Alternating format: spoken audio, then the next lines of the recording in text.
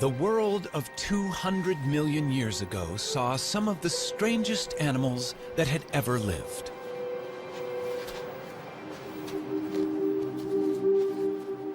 Nothing about them suggested they would become a huge success.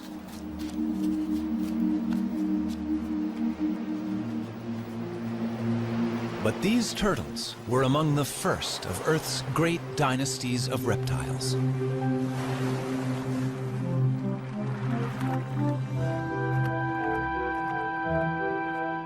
Turtles then and now are unique. Their bodies are encased in armor, and that shell has changed little over millions of years.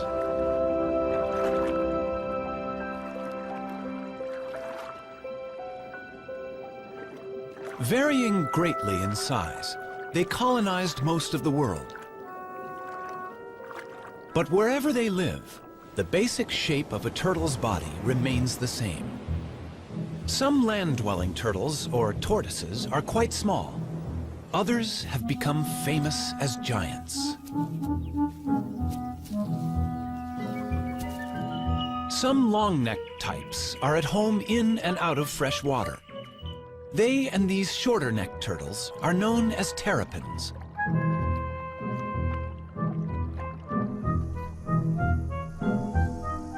"257 turtle species exist.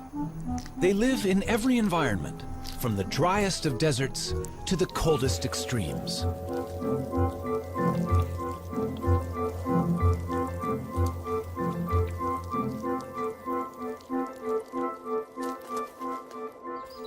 Some that are gentle vegetarians have become welcome visitors to our homes.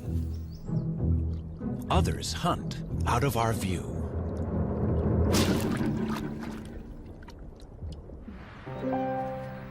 Older than the birds, all turtles may owe their success to their simple design.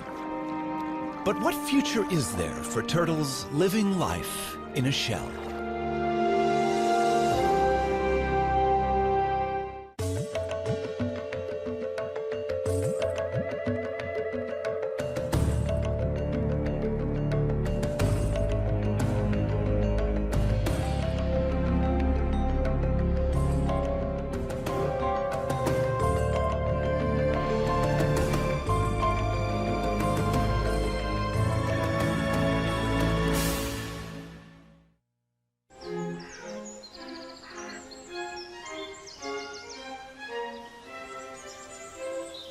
Powderham Castle in England is the ancestral home of Lord Devon.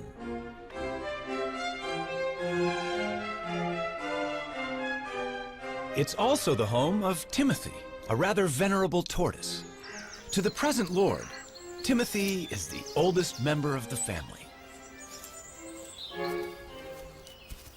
Timothy first came into our family in 1892, and he previously belonged to Captain Rutherford, who was a sea captain, and undoubtedly he was on board ship for quite a long time. And this has given rise to a number of myths about Timothy's beginnings, that he belonged to pirates and all this sort of thing, which aren't strictly true. He's outlived a number of Earls of Devon. I think at a quick count it's about 7. Or maybe I'm either the 7th or 8th that he's known. The suggestion is that Timothy is at least 162 years old. I think he mostly lives on sort of clovers and things, but his favourite really is strawberries. Now, my son, what about that? He's been known to make a mistake when he is wanting a strawberry, and we once had a lady with painted red toenails, and she got rather a sharp nip on the toenail. But he doesn't make too many mistakes. He knows usually what he's got. I don't know that he's terribly hungry at the moment. No. I think it's too cold for eating today. Counting growth rings on their shell is not always a reliable guide to a tortoise's age. Rings vary with diet. But tortoises always live life at a slow pace, and that may be a reason for Timmy's record age.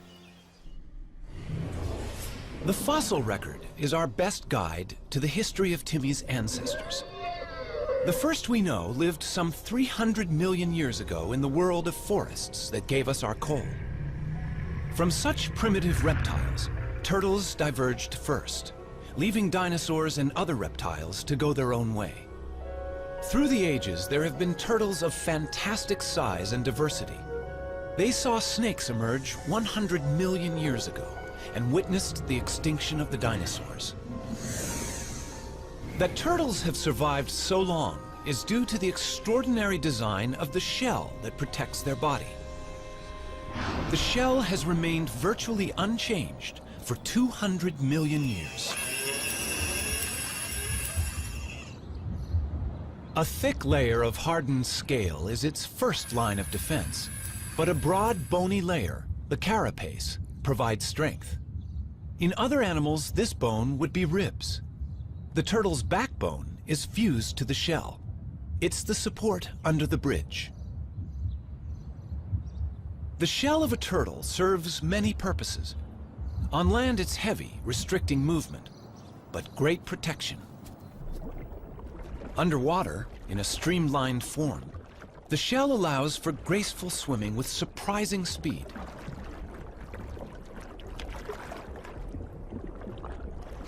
Power is provided by huge front flippers.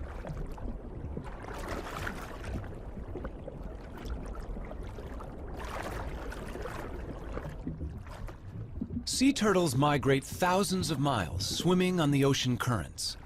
Their hind limbs are mainly used as rudders for steering. Legs have no appeal for these sailors. Sea turtles only emerge onto land to nest, and even then, flippers are sufficient to haul the turtle over a beach.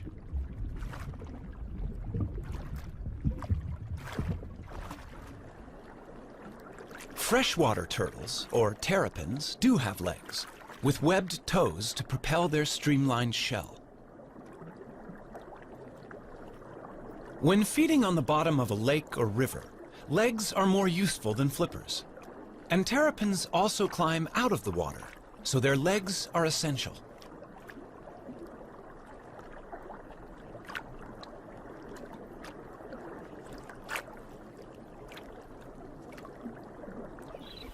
A tortoise, walking on land all the time, needs strong legs, in this case to carry it out of danger. The pancake tortoise also has a flattened shell that's handy for fitting into crevices. A caracal can easily spot a meal in these cracks, but the shell of this tortoise, being flexible, can be tightly wedged in the rock. This pancake tortoise's casing defeats the inquisitive cat.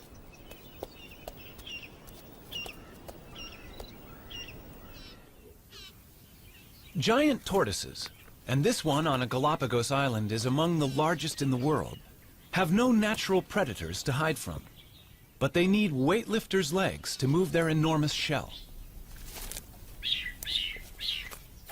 This one is hauling a house that weighs nearly 300 pounds and is over an inch thick.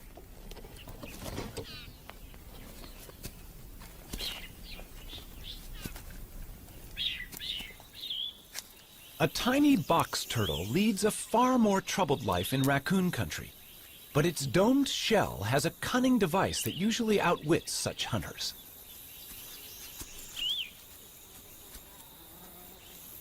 It's time to take evasive action.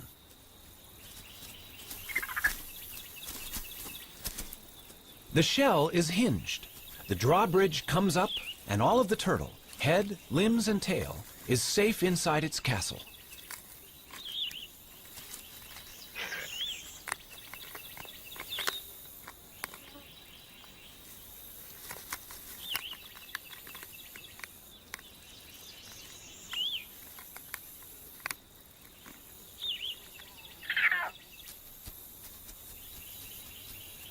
Only when the raccoon retreats will the turtle venture out. That hinge on the lower shell saved its life.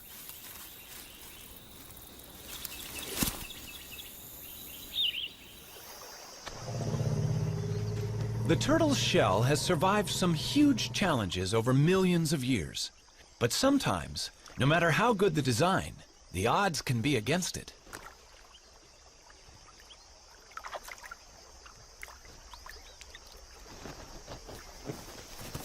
That is one lucky tortoise. Surviving the heat of a desert is a particular challenge for tortoises. They can only control their temperature by moving into and out of the sun. Dr. Jeff Lovich of the United States Geological Survey is radio tracking a desert tortoise on a wind farm in California.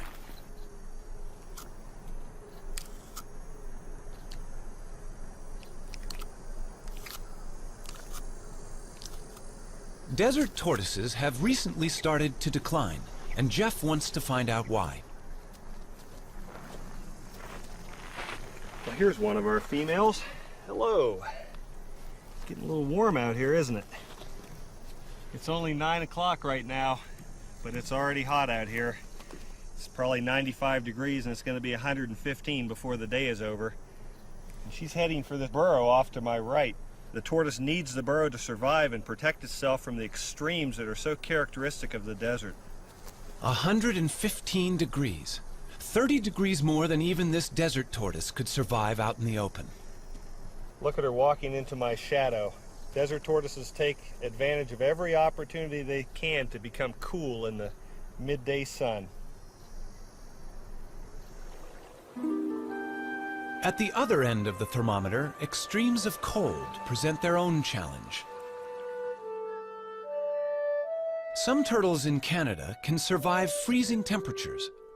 Called painted sliders, their frozen bodies are not drawing breath, and their hearts are not beating, and yet they are not dead.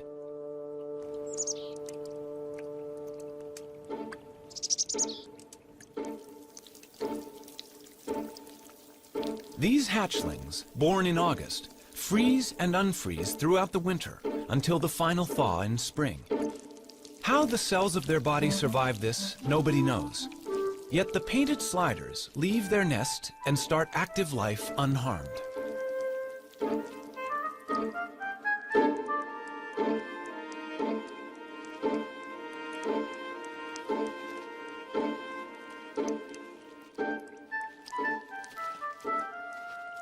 Such marvelous abilities to survive were entirely to the turtle family's advantage, until humans appeared on the horizon. In the centuries before refrigeration was invented, it was sailors who took advantage of the turtle's special qualities. Since turtles can survive for several months without food, they could be carried aboard as a supply of fresh meat. Killing turtles for their tasty meat is a very ancient practice. Wham! That's a direct hit. It's painless for the turtle, though, because we use a special kind of harpoon point, just enough of it to penetrate his tough layer of shell. That is now known to be nonsense.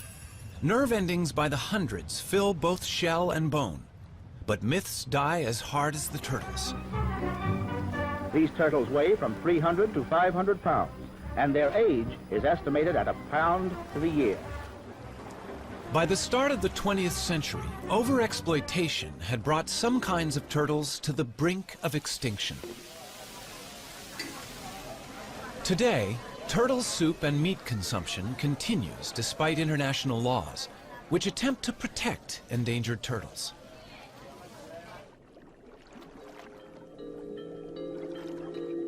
The turtle may well be our defenseless victim, but in the natural world, these successful reptiles have for a long time been quite capable of defending themselves.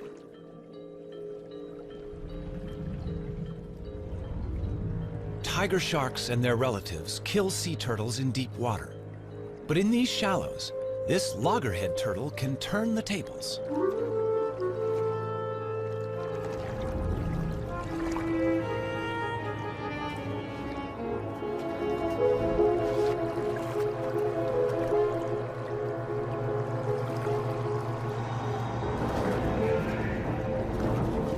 The turtle is biting the shark.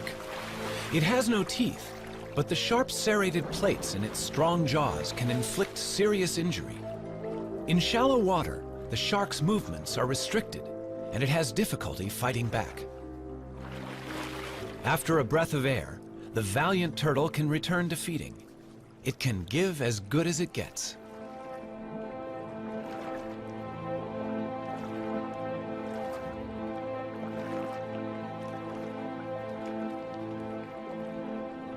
A loggerhead eats a variety of seafoods, but its beak is ideal for capturing hard-shelled prey. Bad luck for this crab.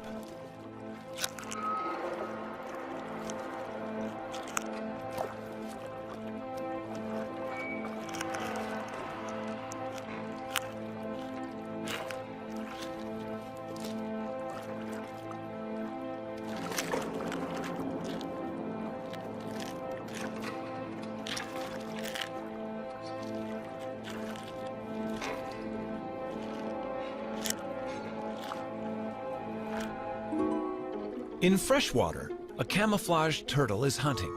This is a mata-mata. It will blend with the fallen leaves and wait for a fish to come within range. Then, it simply sucks them in.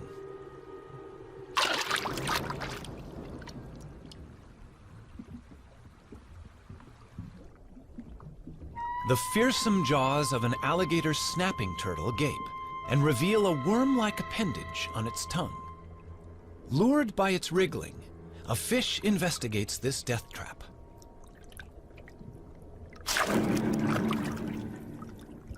And there are even turtles that hunt together. Donald Stridham knows that visitors to the Swardini Reptile Park in South Africa are fascinated by the bloodthirsty terrapins he exhibits there. It's feeding time in the terrapin pool. You know, if I had to put my finger into this water, they would eat it. But I'm going to give them something else to eat, their favorite food, a little piece of chicken here. And if I lower that down, they're going to move towards this. Come, guys. Come on. You'll probably find that the red-eared terrapins come first. They are normally the more dominant, and here comes one now. You can see why it's called a red-eared terrapin. It's got the little red mark behind the eye. And look at that. He's a dominant one, so he will come first. And here comes one of the serrated hinged terrapins on the side here.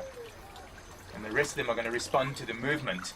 In fact, they would have to eat in colonies. They can't easily, as you can see here, bite off a chunk of meat on their own. So they need to tear it amongst each other.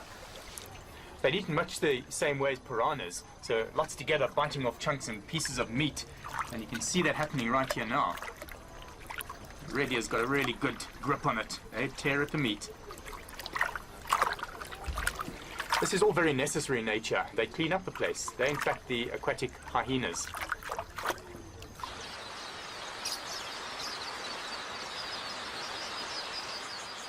Forget big game watching here. Keep your eyes on these little guys. Eating chicken on a plate in the reptile park is nothing compared with how these terrapins feed in the wild. The predator sizes up its prey, these quelea, which flock in the thousands. One terrapin grabs a bird. The others crowd in to snatch what they can.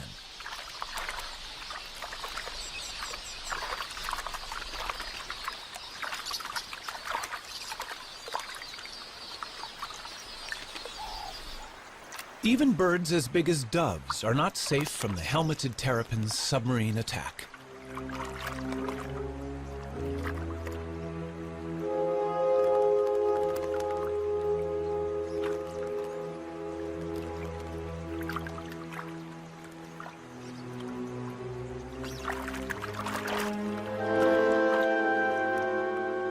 A lone terrapin could overcome the dove, but hungry rivals are on their way.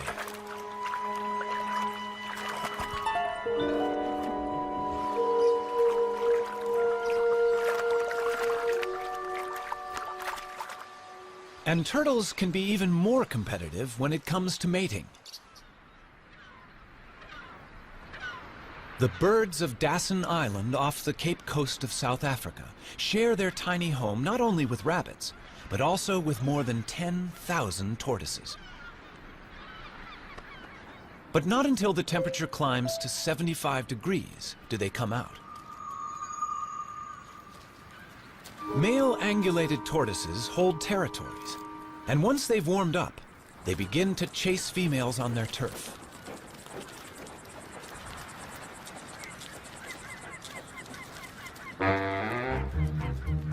Once he's found one, he won't easily let her go. So far, so good, but he's chased her onto another male's territory, which will upset his plans.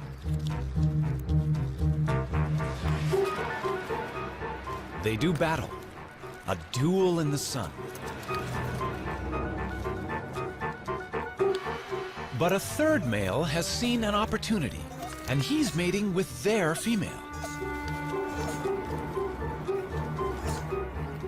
Neither the combatants nor the vigorously mating couple show signs of giving in.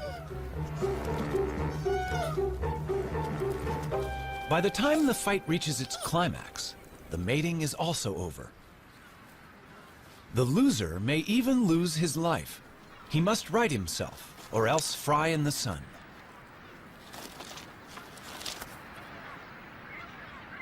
The temperature is rising rapidly. He must get into the shade. But that's hard to find with 10,000 competitors. His answer is to dig in, covering head and limbs and using his shell as a sunshade.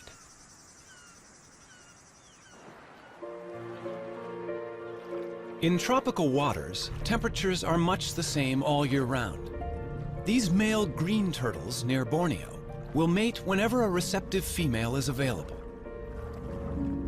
The males have the long tails. They're all pursuing one female.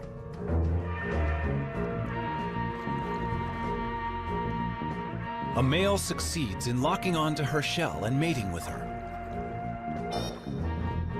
Rival males are surprisingly vicious in trying to interrupt his success. These powerful jaws can injure a flipper. And not only the mated male, but other rivals are also getting bitten. But to no effect. The desire to mate is strong, and only when he has succeeded will other males have a chance to take his place.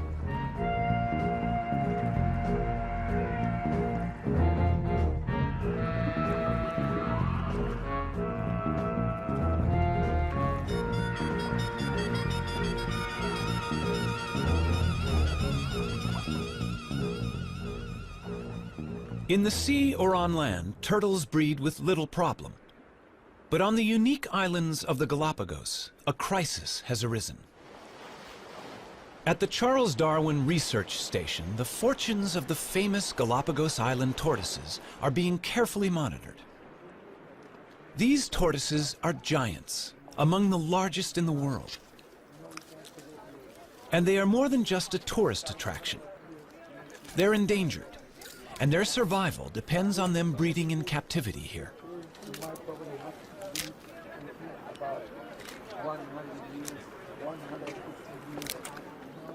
These baby tortoises are the hope for the future. Each island has its very own type of giant tortoise, found nowhere else. And in these pens, babies are being nurtured until they're ready to be taken to their particular island home.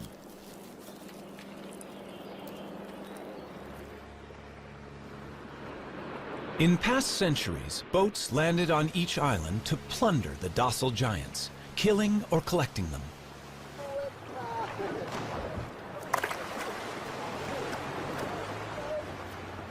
Today's boat is helping to right that wrong, bringing in young tortoises to replace those that were taken.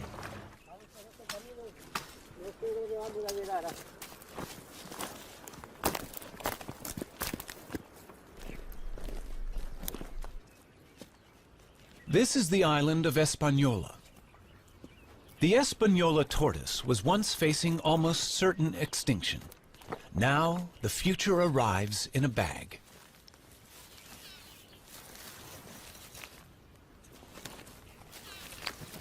A 1,000 young tortoises have been released like this, all bred from just 15 adults collected in the 1970s.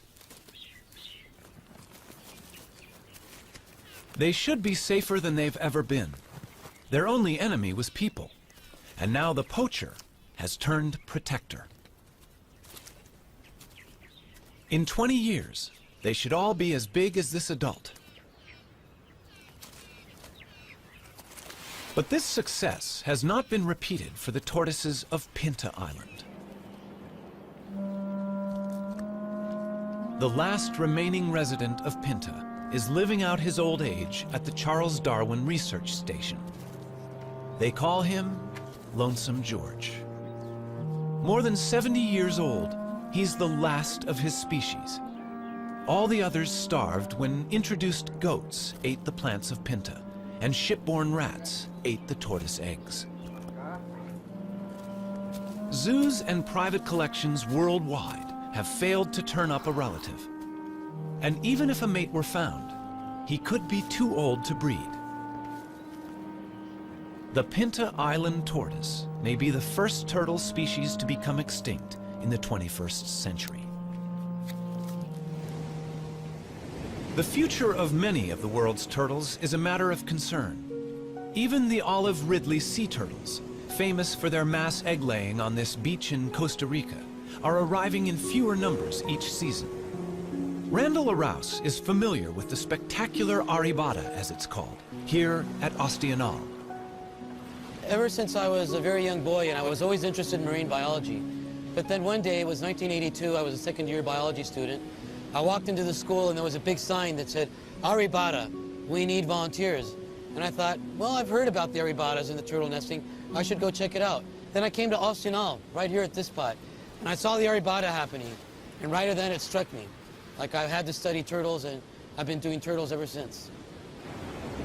As many as 200,000 turtles might haul out onto this beach on one night. 20 years ago, it would have been 1 million. But this is still one of the biggest aribatas in the world. The turtles are right now congregating right out there. They're going to congregate in what we call the float, and they'll start coming up after the sun goes down, and probably by midnight or 1 in the morning, we're going to have a very high concentration of turtles nesting here on this beach, and they're not going to finish until sunrise, probably at about 8 or 9 in the morning. So yeah, it's going to be some pretty heavy work all night long. We basically know that these turtles come for 2 or 3 consecutive aribatas in a row. Then they're going to leave, and we won't see the turtle again for another year or another 2 years. The aribata that we're witnessing now may easily have 100,000 turtles participating. And 100,000 turtles at 100 eggs per turtle, roughly, that means 10 million eggs. Eggs are the turtles' investment in their own future. But eggs can also produce illegal income for poachers. So patrols of armed guards protect these nesting turtles all night against egg thieves.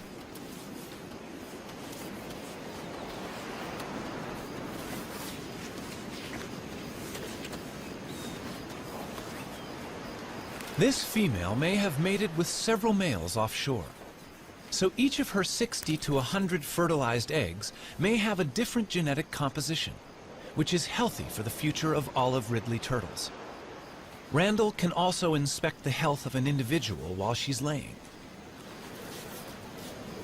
She seems to be unaware of him and in a kind of trance. He examines her gently for signs of disease or injury while she's in this curious, semi-conscious state. Just why she enters this trance is not yet known. The studies carried out on this beach indicate that roughly 8% of all the eggs laid on this beach will actually hatch and turn into little turtles. Now, that does not mean that these little turtles will turn into adults. A wild guess is 1 out of 100.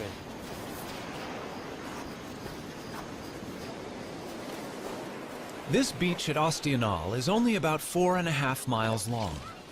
And with turtles still arriving to nest at dawn, there is not much space left, and some inevitably dig up the nests of others.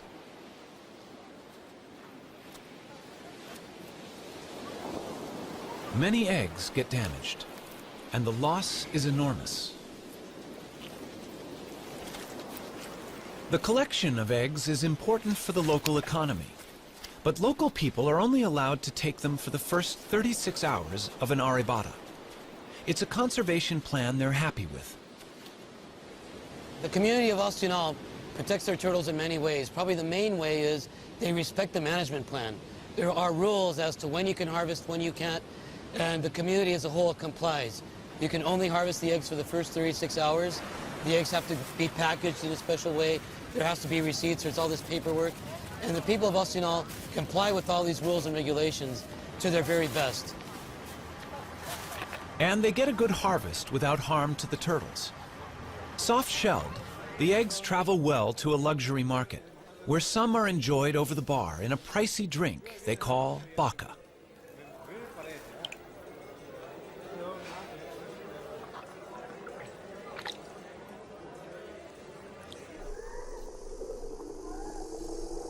Now that more and more people are living where they do, land turtles such as the California desert tortoise face greater problems. This rivalry concerns Jeff Lovage. When you look at what people have done to the desert in the last 100 years, it's amazing that it's survived. I mean, here we have this rugged old touchstone, a place that looks timeless, yet it's changing very rapidly, in a place that was formerly virtually empty of people and now sits in between Phoenix, Las Vegas, and Los Angeles, some of the most highly populated cities in the United States. And we put roads in through the whole desert. We've driven over it in our motorcycles, our trucks, and our off-highway vehicles. We've encouraged the spread of exotic species of plants and animals that are changing the landscape of the desert very rapidly. And the desert tortoise has become the flagship species for conservation in the Mojave Desert. But it has a very uncertain future in terms of how it's going to be able to survive in this onslaught of human population increase. Its charm may be a desert tortoise's worst enemy. People like to have one at home.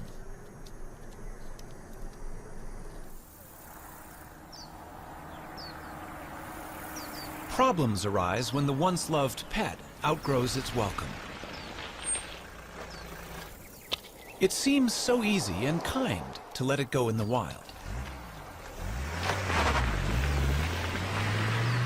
But Fred, or whatever his pet name has been, is about to cause problems among the wild tortoises he will inevitably meet. He appears to have a cold, a viral infection that he'll soon pass on to others.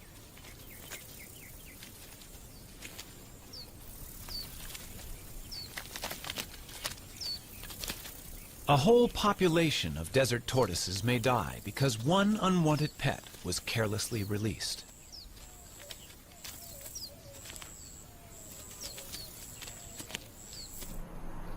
Close to towns, tortoises are presented with other problems. Our roads cross their territories, and they get injured.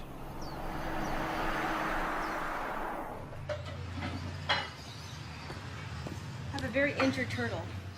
Another casualty for the vet. But this one is not from a traffic accident. Hi, what do we have here? Oh, let's have a look. Poor thing. Oh, looks like it's been chewed up by a dog or a coyote or some kind of a predator. Okay, this is just like dead skin, dead scales, so this doesn't hurt. This is just like peeling dead skin off. Fiberglass can be used to repair tortoise bodywork. Sometimes I feel like a cook when I'm doing this. Cover up, but we'll cover it up with another layer. And it should do fine. Down there too. Because of the fact that it's clear, we can see through it and see what that tissue looks like in there. So if it ever got to a point where that tissue started looking bad, we'd be able to take this shell patch off and get in there and treat it. All right.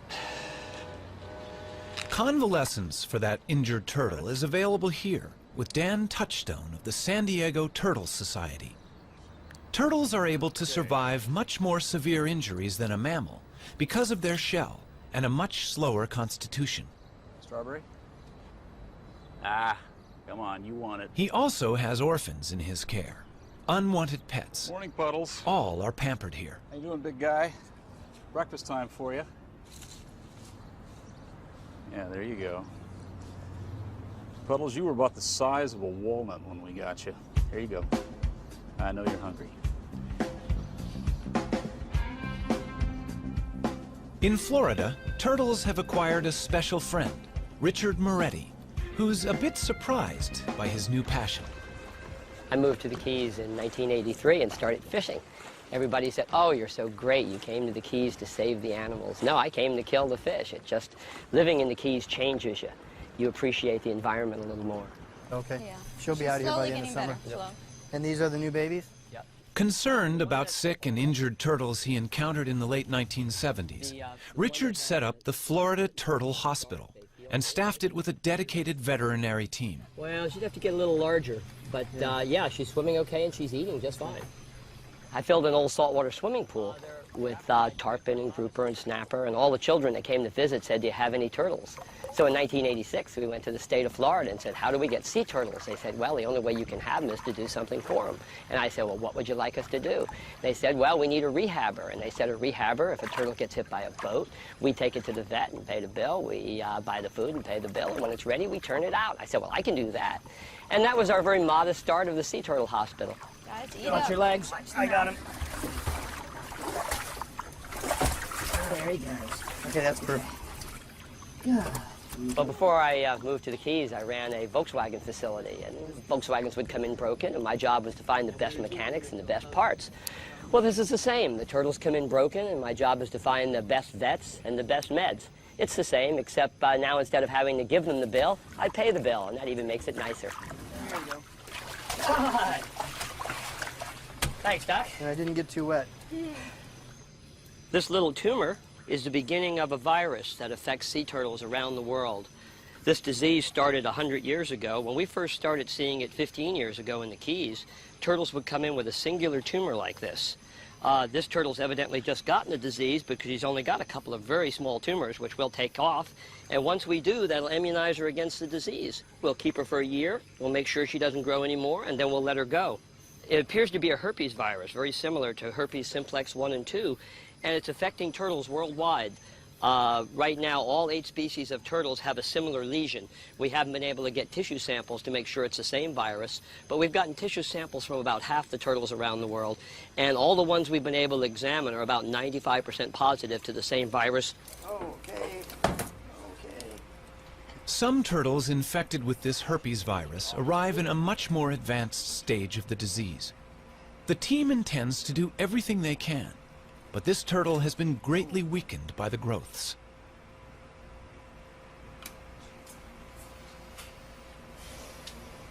Notice the contrast difference. You have a radio opacity here. Notice it's not bone dense and it's not soft tissue dense. I'm concerned about these. We definitely need to go in and do the endoscopy and document that they're there with some digital photographs. Okay. And the reason too that we have her on her back like this is that way we don't accidentally poke into something like an intestine or a bladder. Here, so you know we're in. That's got to make her feel so much better. Okay, gang, here we go. I'm going to pass this directly in. There we go. The endoscope does not reveal good news. They can recognize large tumors within her body. In the wild, she may not have lived much longer. We have what we need. Okay, now we need to roll her back over. Okay. Because I need to put a suture in there. Suture in there? Okay. Well, that's not good news for this baby, unfortunately. Easy.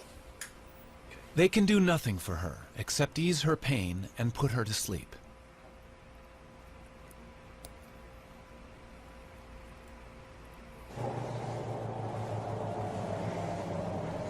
The joy of success helps make up for the sadness of failure. And today, 4 rehabilitated turtles are going home. They look like they're ready. Yeah, after never being out of a tank, they're going to enjoy this big tank called an ocean, huh? All right. Have lots of babies, guys. Are you ready for this? You look ready. You're beating me up already? You got your jewelry? Yes. Okay. You can go. Moments like this reassure Richard Moretti that their work is worthwhile. All right, Guy. Shall we send them in pairs? All right, sounds good to me. All right, they're roommates. They've been roommates. Okay, there they go. Ready? Usually when you see wildlife being worked on, it's usually on a picnic table with a buck knife. But we've built a state-of-the-art facility to give these animals the care they really need. Those little turtles that were just released, when they came in, they had been trapped in roots when they were born, and they struggled to get out. They were cut all the way to the bones, all over their body from struggling with those roots. It took us 2 years to get them ready, and you saw those were nice, healthy turtles. And the feeling, taking a wild animal that's going to live a lot longer than I will, back out into the ocean and turning it loose for future generations, well, you can see, goosebumps. It's great. Nothing feels better than being able to put something back for the future.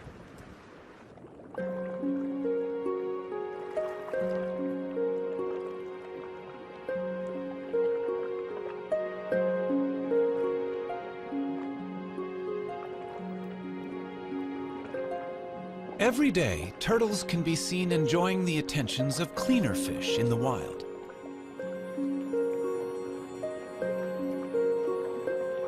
The fish feed on algae, and in doing so, clean the turtle's shell. It's a partnership that's millions of years old.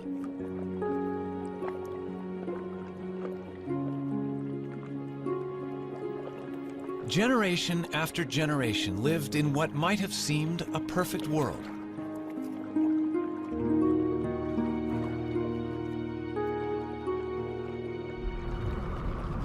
But change is sweeping through the ocean.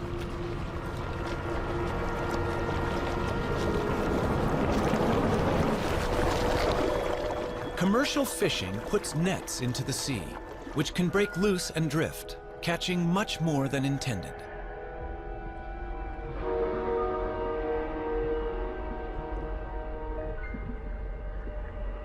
These death traps can also snare and drown frightened turtles. Helplessly bound, they cannot swim to the surface to breathe. Shrimp nets have also taken a toll on turtles. Scientist John Mitchell.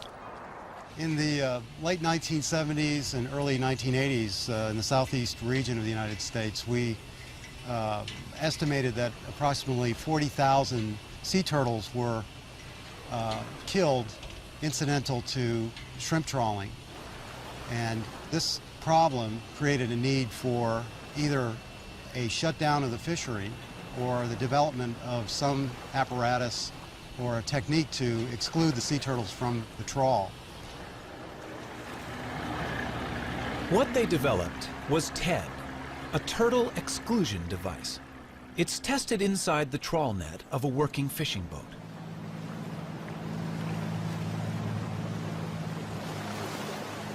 The net is being dragged behind the boat, and the TED is fixed inside the net at the end. The idea is that a turtle in the net hits the device, is pushed up the ramp, and escapes through the top of the net. Only a live turtle can test it. In this situation, a turtle would normally be fatally trapped with the shrimp. But on reaching the TED, the turtle, much bigger than the shrimp, hits the bars, is guided upwards and out into the sea, none the worse for its experience. It's a simple invention, but it saves the lives of many turtles. And the use of TEDs desperately needs to be encouraged worldwide. Here in Central America, we know that in Costa Rica at least 15,000 turtles are being caught a year. And of course, this is definitely going to have an impact on the population. There's a dead turtle right over there, you can see, almost definitely killed by a shrimper. If Costa Rica was implementing TEDs efficiently, this would no longer be the case.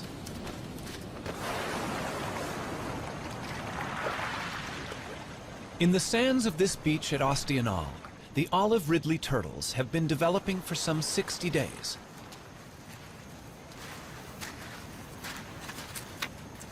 What happened under the sand as the eggs hatched is quite special.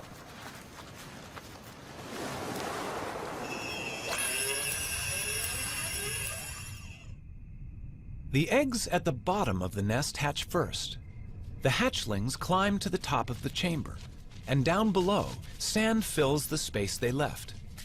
As more hatch, the floor is gradually lifted to just below the surface, and the hatchlings emerge together.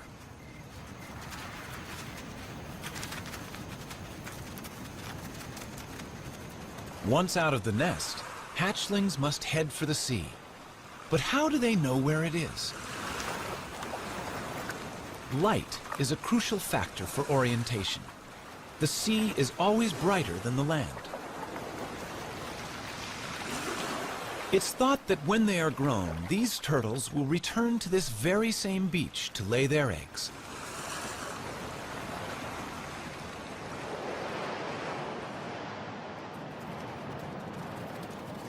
Turtles also hatch in daylight. Most race directly for the ocean, but they can now be seen by predators. Theirs is a lonely and dangerous journey.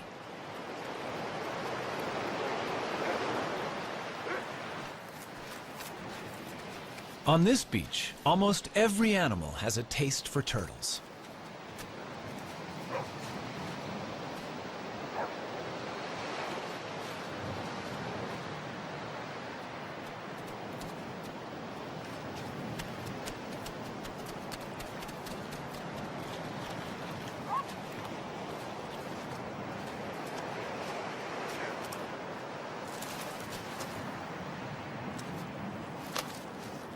But predators, such as this black vulture, don't always get to eat their fill.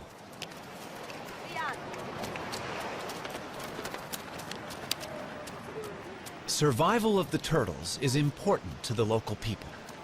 When the turtles are hatching, the women all organize and they go to the beach. They shoo the predators away to make sure that the little turtles can make it into the water.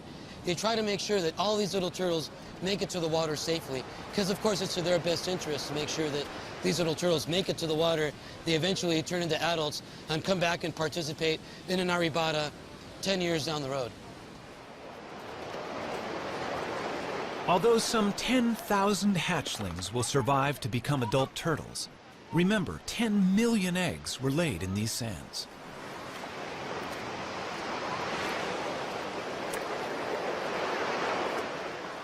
With a little help, these youngsters will be out to sea, where they will drift away on the currents.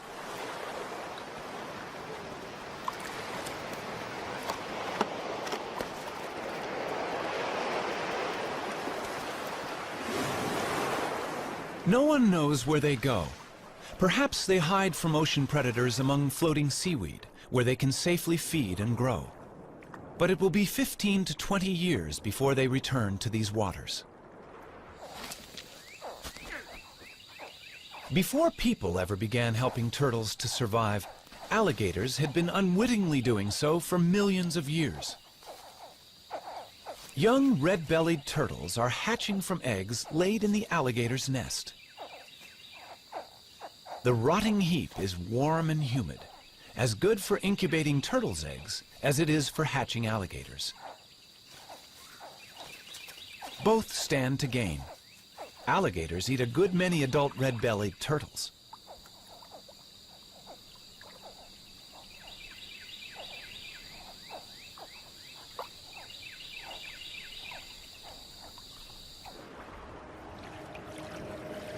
For 200 million years, turtles, with their curious bodies encased in their remarkable shells, have endured all manner of change around them. Today's world is unlike that of long ago.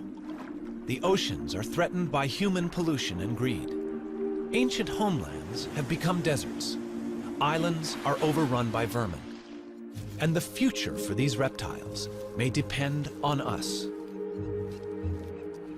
We don't know really what role they play in the overall scheme of things with the ecosystem.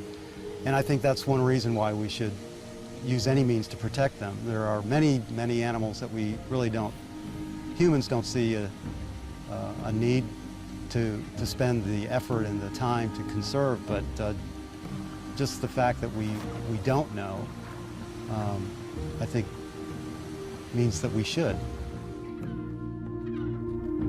Throughout the world, irrespective of culture, there is an affinity for the turtle. Throughout the world, we have myths that ascribe various characters and features to turtles that we like to teach our children, like being steadfast and being resolute.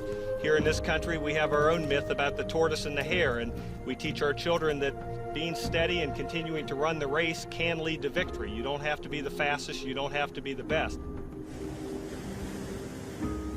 This year we were really excited. One of the turtles that we took a flipper off of last year and turned her loose, it was a great big female, probably about 50 years old. She crawled up on a beach in Central Florida and laid eggs this year.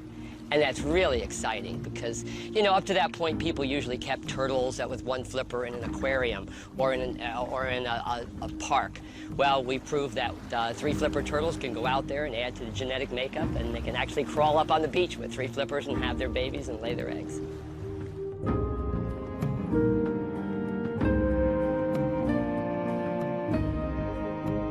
They're 200 million years old. Those are living fossils that we put back in the ocean. And hopefully with a lot of help from our friends that help us work on turtles, we'll see them into the next millennium.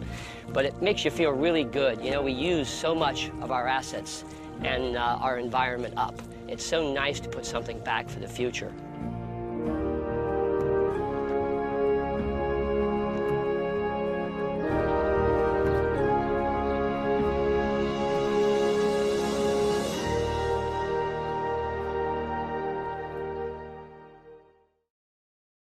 To learn more about what you've seen on this nature program, visit PBS online at pbs.org or America Online keyword PBS.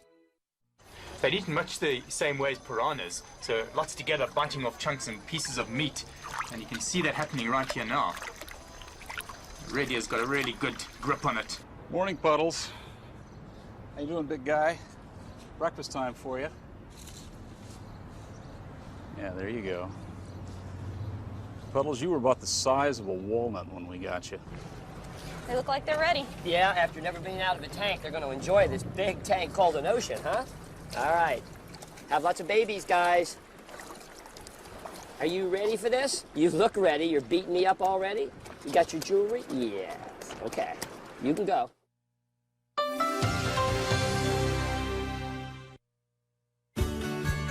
We are PBS.